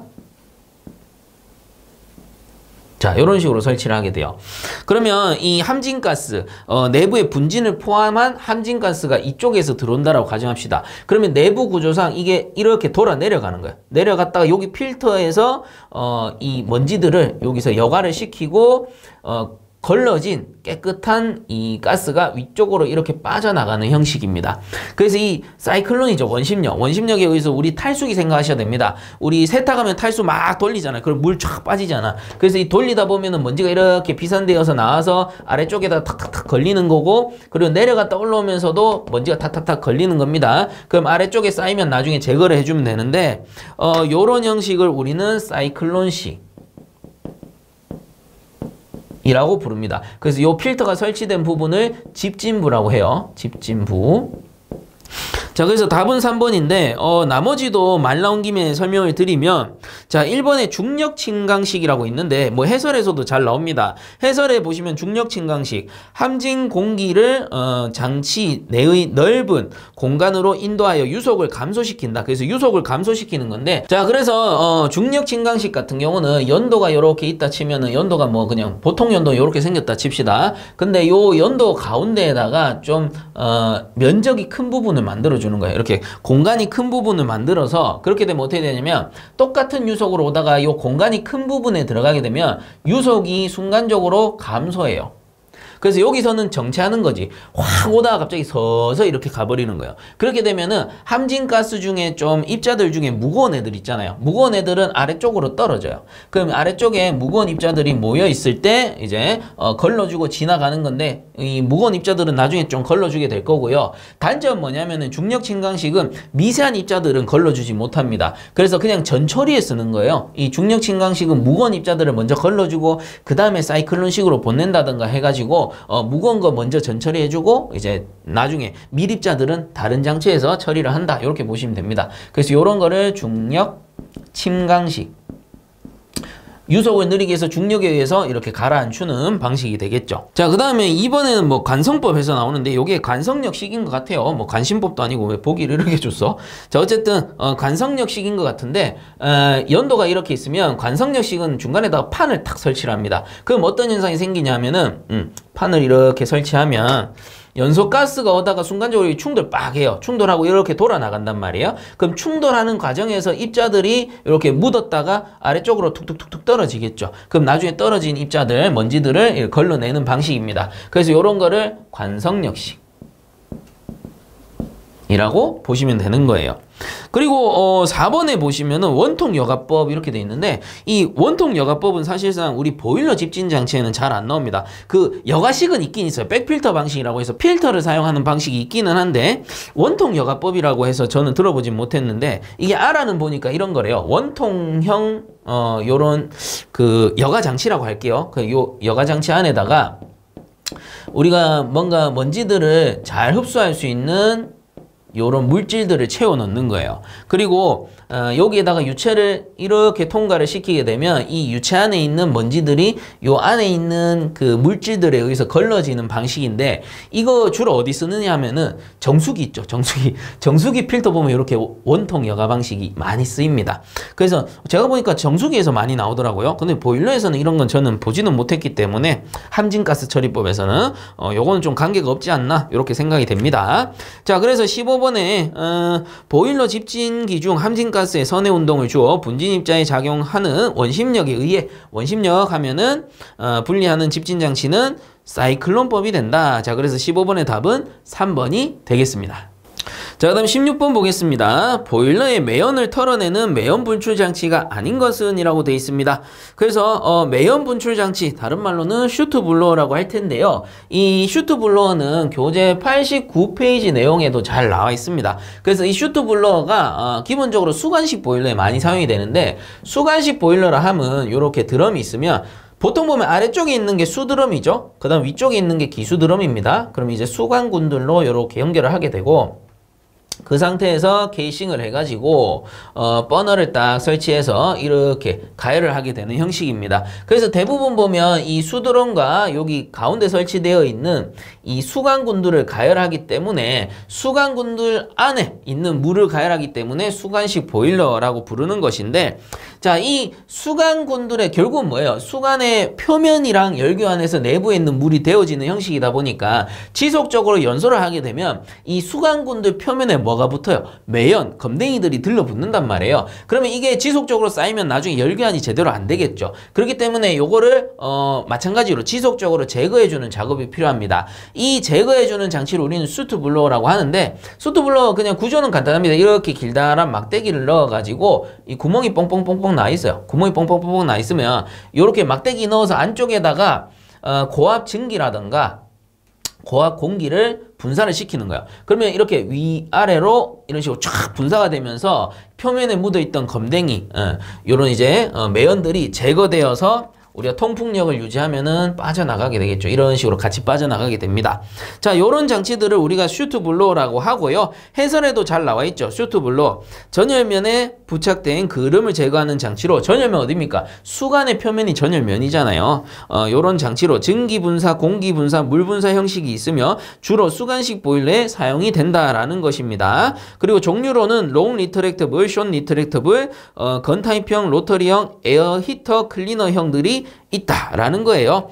자, 그래서 16번으로 돌아가면 매연 분출 장치가 아닌 거, 이 종류가 아닌 거라고 물어봤기 때문에 튜브형이라는 건 없습니다. 그래서 아닌 거는 4번이 되겠습니다. 자, 그다음 17번 보겠습니다. 증기 트랩에서 냉각 레그의 길이는 몇 미터 이상으로 설치하는 것이 가장 적절한가? 라고 나옵니다. 자, 그래서 교재에서는 140페이지에 나오는 내용인데요. 요거를 제가 기출문제 해설에서 같이 읽어보면서 제가 미리 그려드린 요 그림이 있는데 여기에서 정리를 한번 해보도록 하겠습니다. 그래서 기출문제 해설해 보시면 냉각 레그라고 해서 1번에 건식 환수 방식의 관말에 설치한다 라고 나오고요. 그 다음 2번에 관내 응축수에서 생긴 플래시 증기로 인한 보일러의 수격작용을 방지한다 이렇게 나오죠. 그래서 주 역할은 플래시 증기 응축 후 증기 트랩으로 유입을 시킨다 라는 건데, 자, 여기서 말하는 플래시 증기라는 거는 자, 그림 보세요. 그림 보시면 주증기관이라 돼 있죠. 그러면 이렇게 한번 그려볼게요. 보일러를 건식환수라 했으니까 요쯤에 한번 그리면 되겠네요. 요쪽에 보일러 그리고 모양이 좀 이상하더라도 그렇구나 하시면 돼요. 그래서 건식환수니까 이렇게 해서 나중에 이런 식으로 들어가서 환수를 시킬 겁니다. 뭐 어쨌든 이렇게 하고 주증기를 이렇게 보내는데, 주증기를 보내면 뭐 방열기가 있다 치고, 이렇게 가운데 방열기 있다 치고, 여기 방열기, 자, 이렇게 해야 이해가 갈 것 같아요. 자, 이런 식으로 배관계통을 완성을 했다라고 치면 플래시 증기라는 건 뭐냐면은 이게 보낼 때는 100% 증기였어요. 보일러에서 바로 보내는 거니까 100% 증기였는데 방열기 내부에서 이렇게 열교환하겠죠. 열교환하고 나면은 일부 증기는 식는단 말이에요. 식어서 일부 증기는 응축수로 바뀔 거고. 근데 우리가 효율이 100%인 기계는 없기 때문에 일부 증기가 100% 응축수로 나오면 참 좋은 거예요. 그대로 이제 환수시키면 되는 거예요. 응축수 환수만 시키면 되는데, 이 중에 일부가 뭐예요? 증기로 남아있다라는 거예요. 증기. 자, 여기서 말하는 증기가 플래시 증기입니다. 그래서 열교환했는데도 그대로 남아있는 증기, 응축수랑 섞여있는 증기를 얘기하는 거예요. 그러면 이 응축수랑 증기랑 같이 배관을 순환해버리면 환수시키다 보면 어떻게 돼요? 기타 장치들을 때린다거나 수격작용으로 이어질 수가 있다라는 거예요. 자, 그래서 이 플래시 증기, 요 증기를 제거하기 위해서 우리는 요게 점선으로 돼 있는데 여기서 여기까지 구간입니다. 요거를 냉각 레그라 그래요. 요 냉각 레그를 설치해주게 된다라는 겁니다. 그럼 이 냉각 레그는 어떻게 설치해주면 되느냐? 자, 거기 지문에 또 3번부터 봅시다. 3번에 보시면 주관과 수직으로 100mm 이상 내리고 하부로 150mm 이상 연장하여 관내 슬러지 등 협착물을 제거할 목적으로 드레인 포켓을 만들어 준다라고 돼 있죠. 그래서 위에 보시면 요게 증기 주관이에요. 증기 주관에서 어디까지? 여기까지 100mm를 우선 내리고요. 100mm 내린 지점에서 냉각 레그를 설치해 준다라는 뜻이고, 또 더 내려요. 여기서 더 내려서 어떻게 합니까? 150mm를 내리는데 여기에 밸브를 설치해서 드레인 포켓을 만든다. 혹시나 이물질이 존재할 수도 있으니까 이물질을 밑으로 드레인 시켜주고 우리 깨끗한 응축수만 받자, 이런 뜻입니다. 자, 그래서 요 주증기관에서 올 때는 응축수 증기였어요. 그리고 요 100mm 내렸을 때도 아직까지 응축수 증기입니다. 근데 냉각 레그는 길이가 요게 1.5m 이상으로 설치하게끔 돼 있는데, 법적으로 냉각 레그란 것은 단열되지 않은 배관이에요. 그럼 어떻게 될까? 여기까지 들어올 때는 응축수랑 증기랑 섞여 있었어요. 증기랑 섞여 있었어. 근데 단열되지 않은 배관이니까 여기 안쪽을 지나갈 때는 이 증기가 급격히 식어버리겠죠. 확 식습니다. 그럼 들어갈 때 응축수 증기였는데 이 마지막 트랩으로 들어갈 때는 거의 대부분 응축수 상태로 들어갈 수 있다라는 겁니다. 그러면 트랩에서도 또 2차적으로 걸러주는 거죠. 트랩에서도 혹시나 또 증기가 다 응축하지 못했을 수도 있으니까 혹시 모를 증기를 담아뒀다가 트랩 안에서 식혀서 응축수 상태로 배출해 주는 거예요. 그렇게 하면 어때요? 수격작용이 일어날 일이 없다라는 겁니다. 자, 이때 설치하는 게 바로 냉각 레그고, 냉각 레그의 길이는 1.5m 이상의 나관 상태로, 단열되지 않은 상태로 설치를 하게끔 돼 있다라는 겁니다. 그래서 해설의 4번까지 한번 읽어볼게요. 주관에서 1.5m 이상 보온하지 않은 나관, 노출된 관이에요. 나체를 생각하시면 됩니다. 나관을 설치하며 냉각 레그 끝에는 트랩을 설치하여 응축수를 최종적으로 제거를 한다라는 겁니다. 이 응축수 당연히 건식 환수, 환수되는 쪽으로 보낸다라고 보시면 되겠죠. 자, 그래서 17번에 증기 트랩에서 냉각 레그의 길이는 몇 미터 이상으로 설치하는 것이 적절한가? 여기 나와 있죠. 1.5m 이상. 그래서 답은 3번이 되겠습니다. 자, 그 다음 18번 보겠습니다. 원심 펌프 날개에 공동현상이 발생하는 경우로 가장 적합한 것은 이렇게 나오네요. 자, 그래서 요거는 해설을 같이 읽어보도록 할게요. 캐비테이션, 공동현상이라고 하는데 흡입축이 저압이 되어 포화 증기압보다 낮아지는 부분이 생기면 물이 증발을 일으키고 기포를 다수 발생하는 현상으로 다수의 기포가 공동부를 형성시켜 해당 공기층 공동부에 의해 배관에 심한 소음과 진동 충격을 발생시킬 수 있다라고 해서 나옵니다. 자, 그래서 우리가 펌프를 딱 설치했을 때 흡입 라인이 있고 토출 라인이 있을 겁니다. 자, 이때 요 흡입부 쪽에서 이 펌프다 보니까 흡입부 쪽에 물이 가득 차서 올라가 줘야 되는데 어느 순간 이 흡입부 쪽에 압력이 순간적으로 확 떨어져 버리는 거예요. 그 압력이 확 떨어져 버리면 어떻게 돼요? 물의 비점이 낮아져 버리죠. 그러면 일부 물이 잘못하면은 증발해 버릴 수 있는 겁니다. 그럼 증발해 버리면 그 증발해 버린 기체들이 이렇게 모여 있을 거예요. 그래서 이 모여 있는 기체가 공기층을 형성하는 겁니다. 요게 이제 공기층. 그래서 비어있다라고 해서 공동부라고도 불러요. 이 공기층이 뭐 펌프라든가 아니면 기타 꺾인 부분에 쫙 들어가다가 빵빵 때려버리는 거예요. 그러면 진동이나 충격이 발생할 수 있고 이게 심해지면은 펌프가 고장날 수도 있다라는 겁니다. 자, 그래서 거기 동그라미 1번의 발생 원인을 한번 짚어보게 되면 흡입 양정이 지나치게 클 때 이 흡입 배관의 길이가 너무 길 때 마찰 저항이 심해지니까 그만큼 공기가 분리되어 나올 확률이 높다라는 거죠. 그 다음에 두 번째는 흡입관의 저항이 클 때 마찬가지입니다. 이 지나치게 길 때나 저항이 클 때도 마찰 저항이 심해지니까 공기가 분리되어 나올 수 있다라는 거고, 그 다음에 유량의 속도가 빠른 경우, 그래서 유량의 속도, 그러니까 펌프를 너무 빨리 돌린다라는 거예요. 우리 이렇게 생각해 보면 돼요. 우유도 마찬가지인데 우유를 어느 비커에 넣고 숟가락을 확 저어보세요. 그럼 우유 거품이 확 분리되어 나오죠. 이렇듯이 유량의 속도가 빠르다라는 건 펌프가 너무 빨리 돈다라는 소리니까 수중에 공기가 분리되어 나올 수 있다라는 겁니다. 그 다음 네 번째는 관로 내의 온도가 상승되었을 때 물이 증발하면서 공기가 분리되어 나올 수 있겠죠. 자, 그렇다면 방지 대책은 어떻게 되느냐? 펌프의 위치를 낮춥니다. 이 펌프의 위치를 낮추면 흡입관이 짧아지겠죠. 그만큼 마찰 손실이 줄어들고요. 그리고 펌프를 가능한 한 물에 가깝게 잠궈버리면 가장 좋은데 그런 경우는 또 잘 없으니까 뭐 어쨌든 최대한 낮추는 게 좋다. 그 다음 두 번째 보시면 펌프의 회전수를 낮게 하여 유속을 작게 한다. 그죠? 우리 위에 발생 원인의 유속이 빠른 경우에 그런 현상이 많이 발생한다 했으니까 회전수를 낮추는 게 좋겠더라. 그 다음 세 번째, 가급적 만곡부를 줄인다. 이런 꺾인 부분을 줄인다는 거예요. 이거 줄여줘야지 충격부가 발생하지 않겠죠. 그리고 꺾인 부분은 마찰 저항이 심하기 때문에 공기가 분리되어 나올 확률이 높고요. 그 다음에 양흡입 펌프를 사용한다. 그래서 단흡입 한 개일 때보다 두 개 이상 여러 개를 이제 병렬로 연결하게 되면 유량이 증가하니까 그만큼 기체의 양이 줄겠죠. 그 다음 그 밑에 보시면 흡입관의 손실수들을 줄인다. 마찰 저항을 줄인다. 요 뜻입니다. 자, 요 정도 이해하시고 문제로 돌아가면 어렵지 않아요. 자, 18번 다시 볼게요.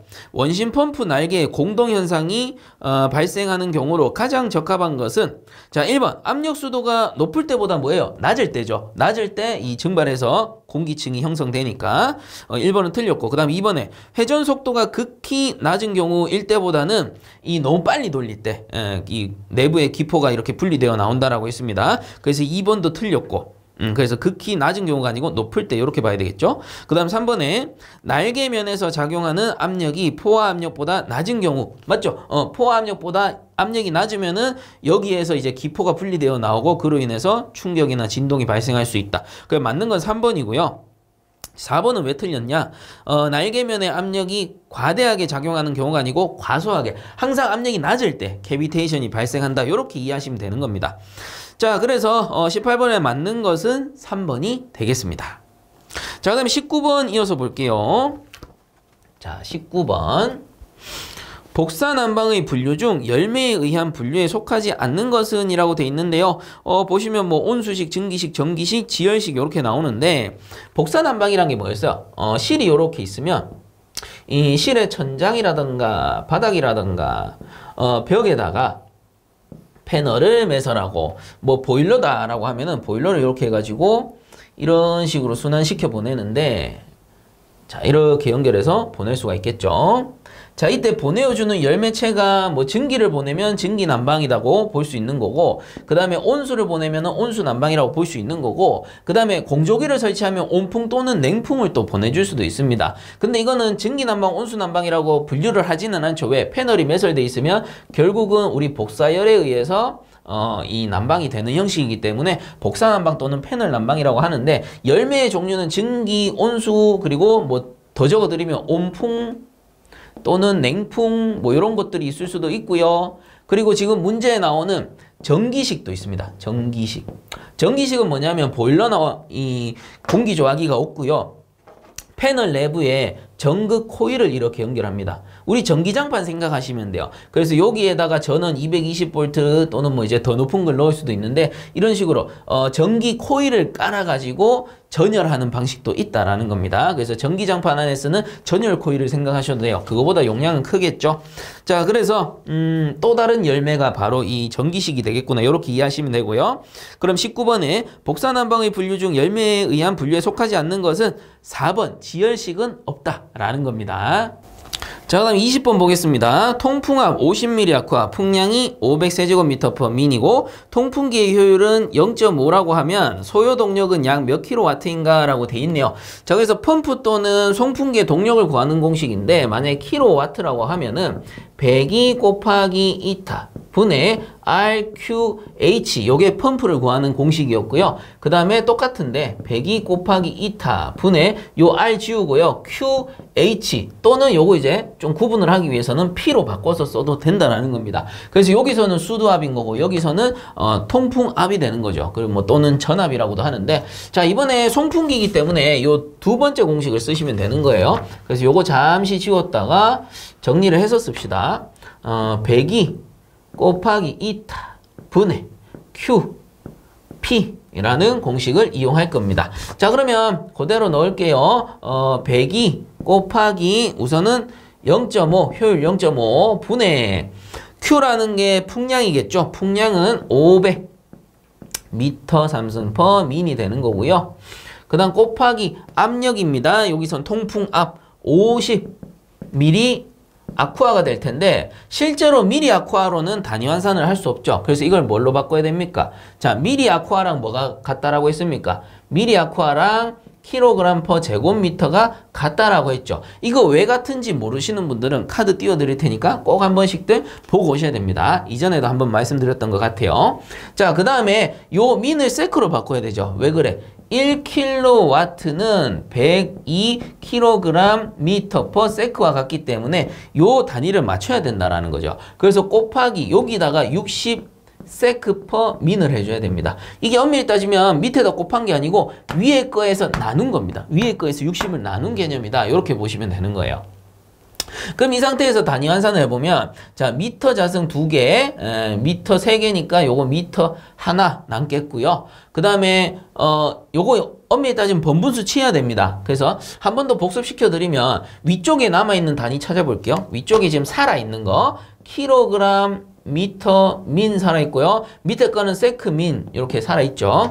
그럼 얘들을 다시 가지고 옵니다. 자, 킬로그램 미터 위에 살아있어요. 그 다음 퍼민이니까 퍼민 이렇게 되는 거예요. 그 다음 밑에 건 나누기 세크퍼민이죠. 세크퍼민이 되는 거예요. 그럼 번분수 취해가지고 보면은 안에 있는 거 내려가고 겉에 있는 거 올라가는 겁니다. 그래서 안에 있는 거 민, 세크가 안에 있고요. 자, 내려갔죠. 그 다음 겉에 있는 거 킬로그램 미터 민 이렇게 되는 거죠. 그럼 민 이렇게 날아가니까 남는 게 뭐예요? 킬로그램 미터 퍼 세크가 된다라는 거예요. 그래서 얘들 날아가면서 킬로그램 미터 퍼 세크가 된다라는 거죠. 그럼 거기에다가 102kg 미터 퍼 세크를 나눠버렸으니까, 얘들하고 이렇게 나눠버렸으니까 뭐가 돼요? 킬로와트가 된다라는 겁니다. 자, 어쨌든 이런 식으로 단위 환산을 하시면 되고요.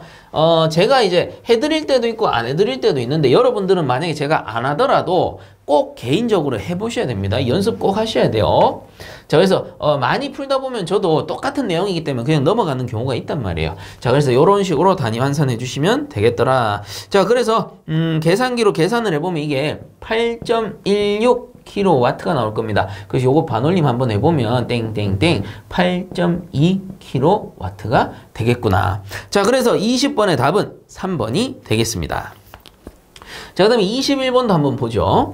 자, 21번은 보일러에 댐퍼를 설치하는 목적과 가장 거리가 먼 것은 이라고 돼 있네요. 그래서 보일러에 그 댐퍼를 설치하는 목적은 뭐 여러 가지가 있겠습니다만 요렇게 해가지고 우리가 연소실이 있고 버너가 이렇게 있다라고 칩시다. 그러면 우리가 연도와 연돌이 이렇게 연결될 건데 연도 측에 연결하는 댐퍼도 있고요.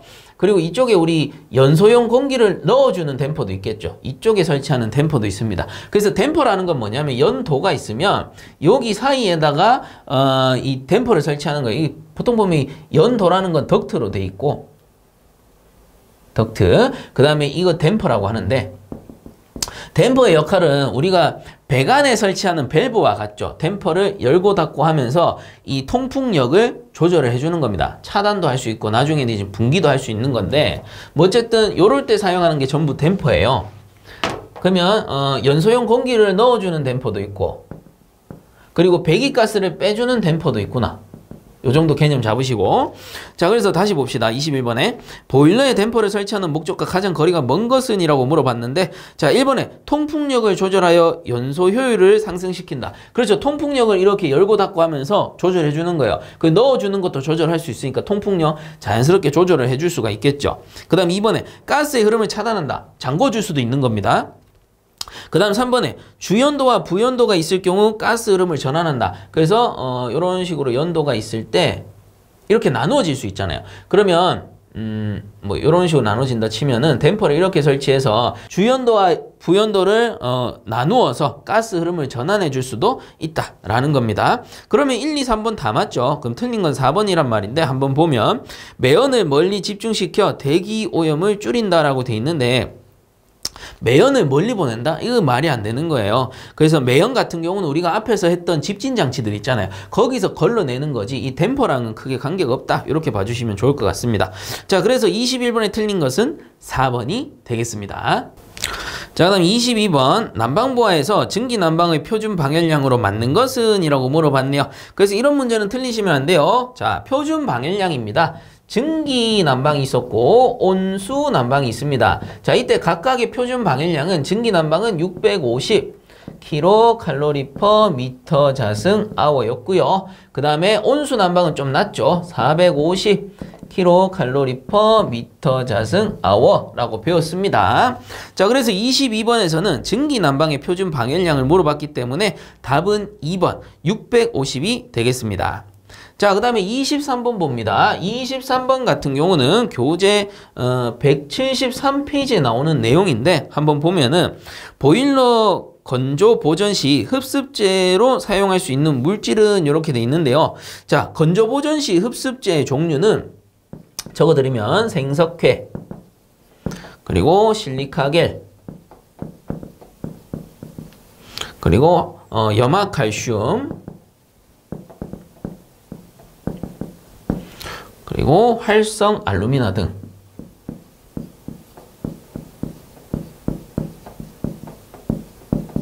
자, 요 정도가 있겠더라라는 겁니다. 그러면 23번에서 흡수제로 사용할 수 있는 물질은 자, 보기 중에 있는 것이 생석회가 되겠네요. 자, 그래서 23번의 답은 3번이 되겠습니다. 자, 그다음 24번 보겠습니다. 과열기의 특징 설명으로 틀린 것은 이렇게 돼 있는데요. 요거는 같이 해설 보고 풀어보도록 할게요. 우선은 과열기라는 게 뭔지 알아봐야 되죠. 과열기라는 거는 폐열 회수 장치의 일종으로 뭐 노통 보일러라고 가정을 하고 버너에서 연소를 하면은 연도를 이렇게 설치해 가지고 뒤쪽에 나중에 이제 굴뚝에 연결하게 될 텐데 자, 물을 끓여서 발생한 증기를 바로 보내는 게 아니고 이 버려지는 폐열 이 연도에다가 연결을 한번 했다가 우리가 사용처에다가 보내는 형식입니다. 요런 거를 과열기라 하죠. 과열기. 그 외에도 폐열 회수 장치는 과제, 절공이라고 해서 제열기, 공기예열기, 절탄기 등도 있지만 여기서는 과열기에 대한 내용이구나 라고 보시면 되는데, 자, 우선 해설을 보시게 되면 과열기 설치 시 장점, 요거를 설치했을 때의 장점입니다. 자, 1번 보일러의 열 효율을 높여준다. 그렇죠. 버려지는 폐열을 재이용했으니까. 그 다음 2번에 관내 부식 및 워터 해머를 방지할 수 있다. 이거 왜 그러냐면 보통 보면 증발되어서 나오는 이 증기를 우리는 건포화 증기라고 많이 표현합니다. 근데 이 건포화 증기를 훨씬 더 과열을 시켜버리니까 과열기를 통과하고 나서는 과열 증기가 된다라는 거죠. 자, 근데 이 관내 부식 및 워터 해머를 방지할 수 있는 이유는 뭐냐면은 관 내부에서 우리가 사용처까지 이동하는 동안 이 증기가 일부 식을 수가 있잖아요. 그럼 건포화 증기 상태였지만 일부 식으면 그 중에 수분이 존재할 수도 있는 거기 때문에 그 수분을 어떻게 해요? 과열해가지고 완전히 증발시키고 훨씬 더 과열시켰기 때문에 과열 증기 상태로 보내주면은 내부의 증기가 식어서 수분이 발생할 일이 잘 없다라는 겁니다. 그래서 다르게 얘기하면 수분을 완전히 증발시킨다 이렇게 이해하셔도 되는 거예요. 그렇기 때문에 관내 부식 및 워터 해머를 방지할 수 있는 거고 수분이 없으니 부식도 없는 거죠. 그 다음 3번에 적은 양의 증기로 많은 열을 얻을 수 있다. 그렇죠. 여기서 한번 데우고 여기서 또 한 번 데우니까 훨씬 더 많은 열을 발생시킬 수 있고 얻을 수 있는 겁니다. 그 다음 4번에 관내 유속에 따른 마찰 저항이 감소된다. 그래서 유속에 따른 마찰 저항이 생기는 이유도 마찬가지입니다. 건포화 증기가 식어서 수분이 생기면 마찰 저항이 심해지는 거예요. 근데 과열시켰기 때문에 수분이 거의 없다, 아예 없다라고 보셔도 돼요. 그렇기 때문에 마찰 저항 역시도 감소된다. 요런 이점들이 있겠더라. 요렇게 보시면 되고요. 그러면 과열기 설치 시 단점도 있겠죠. 밑에 보시면 1번에 가열면의 온도를 일정하게 유지하기가 어렵다. 그렇죠. 이 배기가스 버려지는 열을 우리가 조절할 수는 없잖아요. 그렇다 보니까 일정하게 유지하기는 좀 힘들고요. 배기가스의 사용 여하에 따라서 시간에 따라서 좀 바뀔 수 있는 겁니다. 그 다음 2번에 가열 장치에 열응력이 발생한다. 과열시켰으니까 열응력이 좀 심해질 거고요. 그 다음 3번에 연도 내의 통풍력이 감소한다. 그렇죠. 배기가스가 연소하고 이렇게 빠져나가줘야 되는데 이게 저항이 돼버리니까 통풍력은 감소하게 되는 겁니다. 그 다음에 4번에 과열기 표면에 고온 부식이 발생할 수 있다. 그렇죠. 과열기, 제열기에서 고온 부식이 발생하니까 당연히 고온 부식에 우려가 있겠더라. 이렇게 보시면 되는 겁니다. 자, 그럼 이 정도 이해하시고 다시 문제로 돌아가서 24번 과열기의 특징 설명으로 틀린 것은 했는데, 자 1번 증기관의 열 효율을 증대시킨다. 그렇죠. 폐열 회수 장치니까. 그 다음 2번에 증기관의 마찰 저항을 감소시킬 수 있다. 그렇죠. 증기 중에 수분을 완전히 말려버리니까.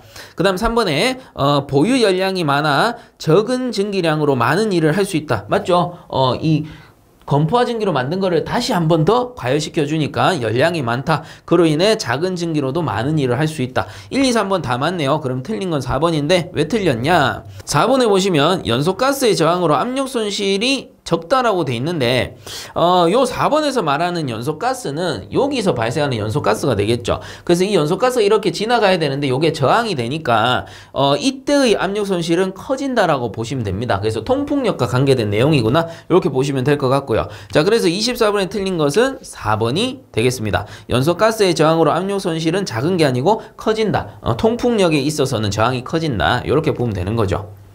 자, 그 다음에 25번으로 넘어갈게요. 자, 25번 문제 보시면 급수 중에 용전하고 있는 O2 등의 용전 기체를 분리 제거하는 진공 탈기기의 감압 장치로 이용되는 것은 이렇게 물어봤는데 저 문제에 답이 있죠. 진공 탈기기라고 했기 때문에 답은 진공 펌프가 되는 겁니다. 그리고 뭐 참고적으로 해설해 보시면 진공 탈기기의 감압 장치는 진공 펌프와 공기 이젝터 해서 추가적으로 이젝터도 사용할 수 있구나 정도만 알아두시면 되겠습니다. 그래서 25번의 답은 3번이 되겠습니다.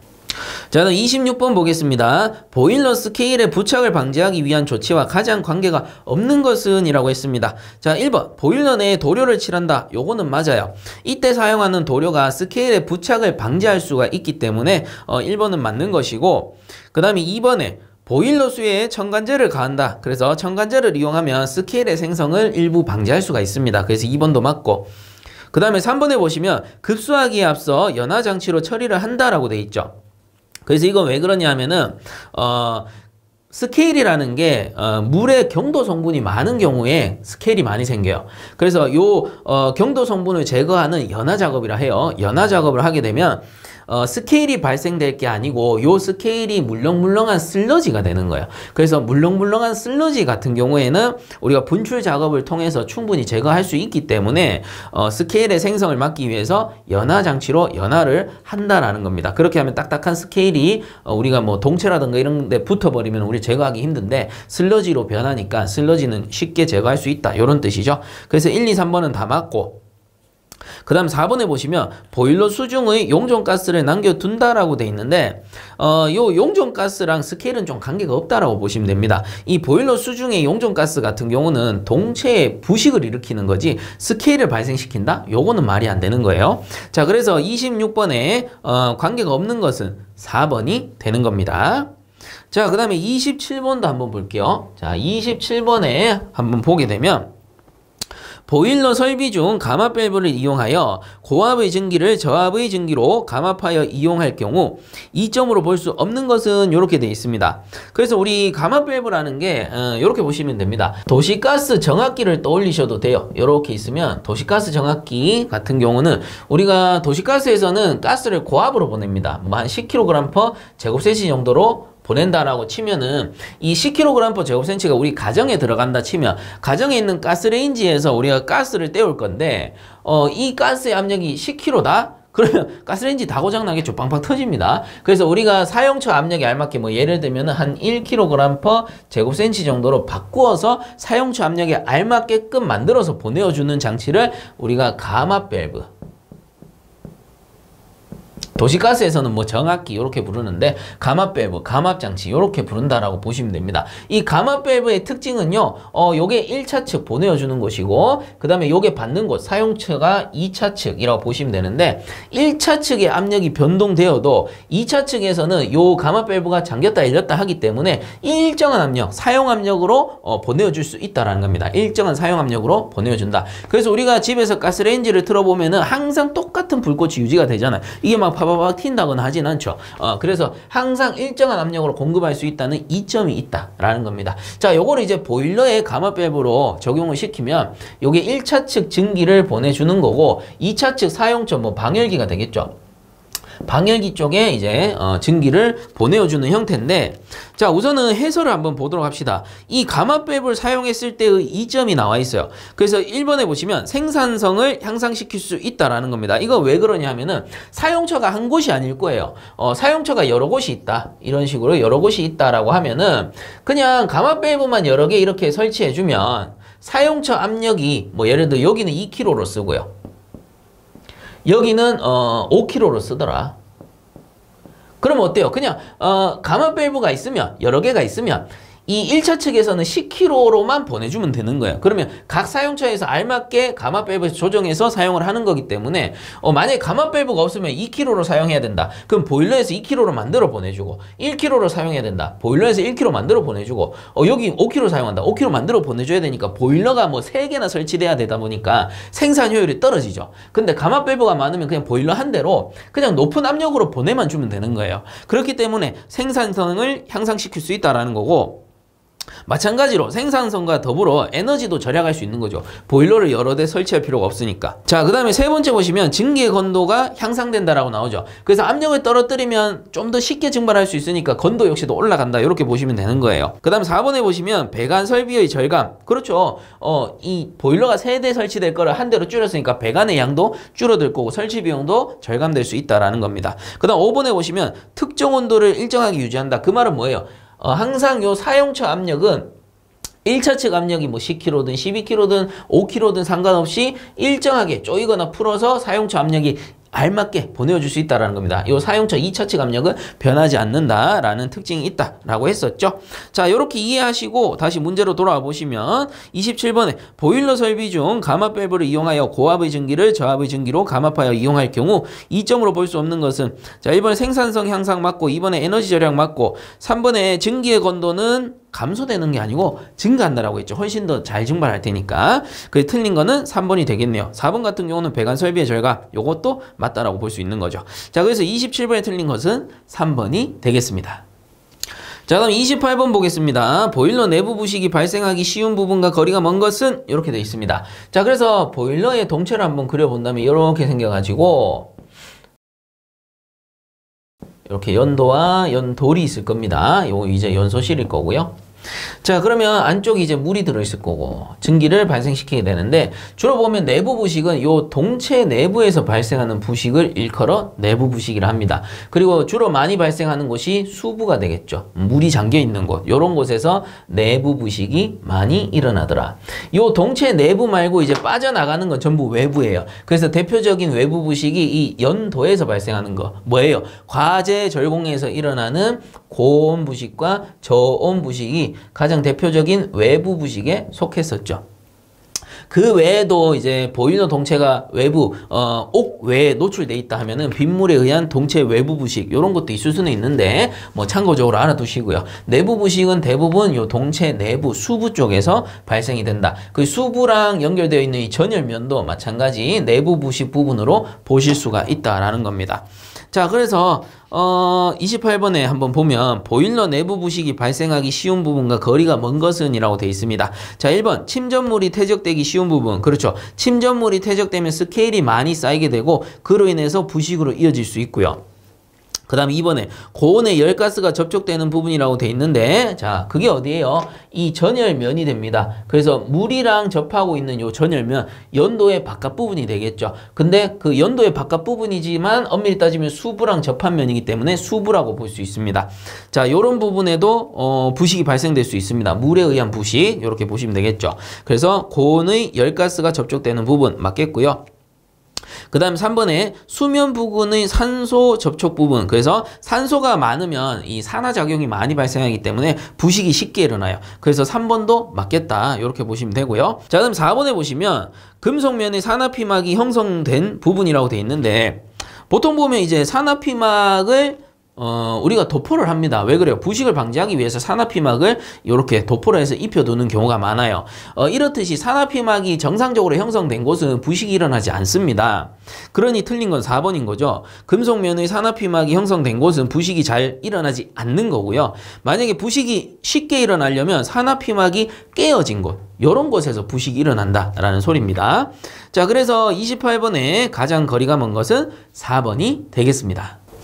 자, 그 다음 29번 보겠습니다. 아래와 같은 베르누이 방정식에서 R분의 P양은 무엇을 뜻하는가? 단 H는 전수도, P는 압력, R은 비중량, V는 유속, G는 중력가속도, Z는 위치수두라고 해서 이런 공식을 줬습니다. 이거 이전에 한번 정리를 해봤죠. 그래서 H라는 게 요게 전수도, 전체 수도를 얘기합니다. 그래서 미터 아쿠아인데 원래는 미터 아쿠아 또는 미터 H2O라고 해서 물을 얼마만큼 올릴 수 있는 압력이냐, 전체 수도 압력이냐, 요걸 나타내는 건데 편의상 여기서는 단위를 미터로 나타낸다라고 했습니다.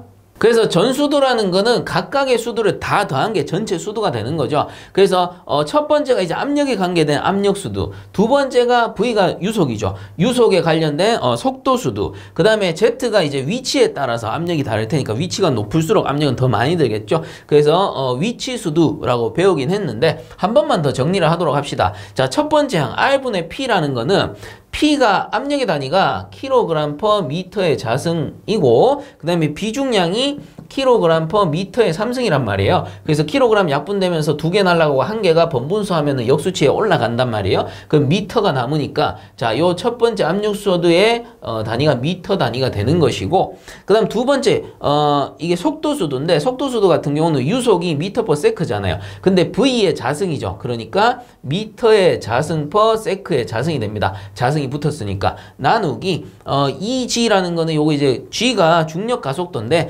숫자는 뺍시다. 숫자는 빼고 그냥 단위만 봐요. 자, 중력 가속도는 미터/세크의 자승이니까 세크 날라가고 미터 날라가면서 미터 하나 남아요.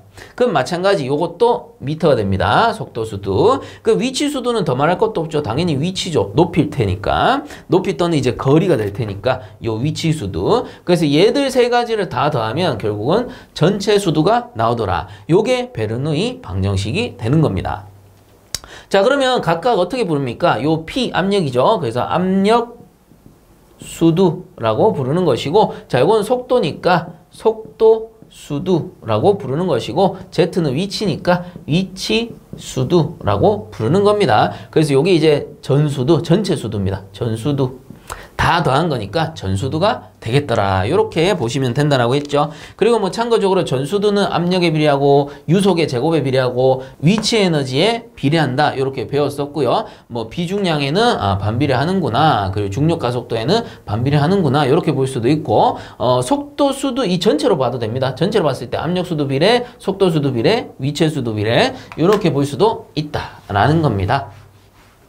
자, 그래서 29번 문제에서는 베르누이 방정식에서 R분의 P는 무엇을 나타내는가? 라고 물어봤기 때문에 답은 1번 압력수도가 되겠습니다.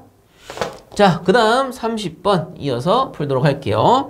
자, 30번 보시면 보일러 전열면에 부착해서 스케일로 되는 작용을 억제시키기 위해 첨가하는 약재를 슬러지 조정제라고 한다. 이 슬러지 조정제 성분이 아닌 것은? 이라고 물어봤는데요. 자, 교재에서는 175페이지에 나오는 내용인데요. 꽤나 요거 자주 출제되니까 한 번 정도는 외워주세요. 그래서 슬러지 조정제입니다. 슬러지 조정제는 탄닌, 리그린, 그리고 전분을 다른 말로 녹말이라고도 해요. 그래서 간혹 문제에 녹말로 나오기도 합니다. 그리고 한 가지 더 추가할 게 테스트린 정도가 되겠습니다. 요렇게 네 가지 정도는 좀 알아두는 게 좋겠더라. 자, 그래서 30번에 슬러지 조정제 성분이 아닌 것은 했기 때문에 2번에 인산이라는 건 없죠. 자, 그래서 30번의 답은 2번이 되겠습니다.